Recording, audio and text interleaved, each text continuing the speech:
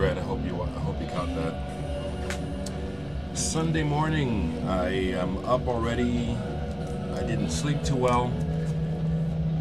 It's one of the things that keeps me involved in music and art so much, is because of the natural high I get. You know, kind of like manic depression, you know, or I get manic. It's such a wonderful feeling. It's not like drugs at all. And I'm so glad I'm at the point where I don't have to do drugs, you know, to come down, you know, or to deal with it, you know. The experience itself is fantastic. The release of endorphins and whatever else. So I'm listening to the new My Bloody Valentine, MBV. My copy finally came yesterday. There was a slight split. I thought the oversized box with no insulation on the inside was a shame. Something that, as a record maker, and I just don't. I learned. I had a couple of. I only had a couple of instances where the packages I sent out last year of records where they were less than adequate. So I learned fast, you know. So yeah, L. Jeff Klukowski, if you happen to watch, I agree with you that I bet you Kevin took a little bit on trying to do this all himself. I noticed that this is all theirs, which I'm happy for them. You know, I look at the copyright and the publishing, 2013 MBV Records, you know, MBV LP01. This is their shit.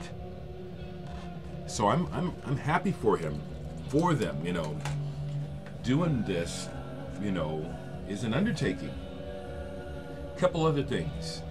Yeah, this cover, it appears to me that this is Kevin's or the band's interpretation visually of their sound, just like the cover of Loveless.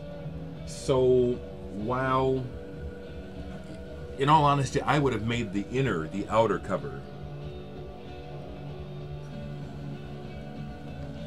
I like that image much better. But my first impressions of the music is I love it. And one of the things that I want to share as a person who makes music is that I've learned with great difficulty through the years to not expect an artist, to not have an expectation of the artist to fill. See, that's what I've talked about in my own videos, where you make music or you make a product or you do something and it's in the public eye, people pick up on it, and the next thing you know, people think they know you or that somehow you owe them. And that's how I relate to the whole idea of people having expectations of the artists to do what they think the artist should do. It's a misinterpretation, in my opinion. It's a misinterpretation on the listener's part, from my perspective. We may love an artist, but we may not always love what the artist does. But I, for one, stand strongly in the camp of allowing the artist the freedom to do what they want. And this sounds great to me. I've heard both sides now. I'm listening to side one for the second time. One thing it's showing me is that they didn't have to take all the time they did to make that album Loveless. I'm just conjecturing, but I think they were having, maybe it was just Kevin who was way too involved in doing drugs and spending the company's money on drugs. You know, what a great way to stay high. Have the record company buy your drugs while I'm making this album, man.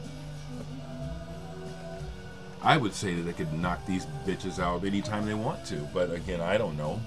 But that's what it seems like. I love the sound. I don't know what they're singing about. As I say again, it really, if it comes in, then that's another thing, but it's the sound. It's the sound number one for me. I like this new My Bloody Valentine. I also think that Kevin and the band may have tried to cut some corners on production, in that the record is 180 gram, but whoever made the cover This is, look at the construction of the cover, folks. They cut corners on this. The quality of the cover is not the same as the album. Again, to my observation, probably trying to keep costs down. So that's the only, I guess, criticism I have, or I notice. I love it. I'm glad that they made another album. Basically, more than anything, I'm glad they made another album. This is a vinyl update because this weekend I did actually receive a couple of records in the mail that I had purchased. I have been very carefully, every now and then, making purchases online, because if I don't, I'll go stark raving crazy. I will. I'm a vinyl junkie. Gotta get some new records every now and then. So, the next record is not a grail, but it's by a band that I've just really wanted in my collection for a long time because the records are hard to find. And it has a lot of nostalgia for me because Wes Van Ness is one of the people that I met early on in Omaha who also knew about space rock and Canterbury and just alternative music. He turned me onto this band, and the way that he presented it to me was like, oh man, this is better than Pink Floyd.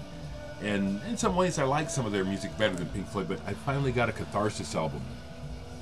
Catharsis. Volume 1, Mask. Finally gotten me some Catharsis on the Festival label. I believe it's Roland Bouquet is the leader of this band, and I have one of his solo albums. There is a bit a Pink Floyd type of feel to some of this, but it has its own feel as well, kind of chamberish. Love those good old Prague gatefold covers. Very happy to get this. Very happy to have this in my collection now. I've had this album and one other of their albums forever on digital download, but as you know, having the music is important, but the artifact, you know, I love having this. So that came in the mail yesterday, thank God. And I got it at a decent price too, which was nice. You know, cost me more to ship it than to buy it.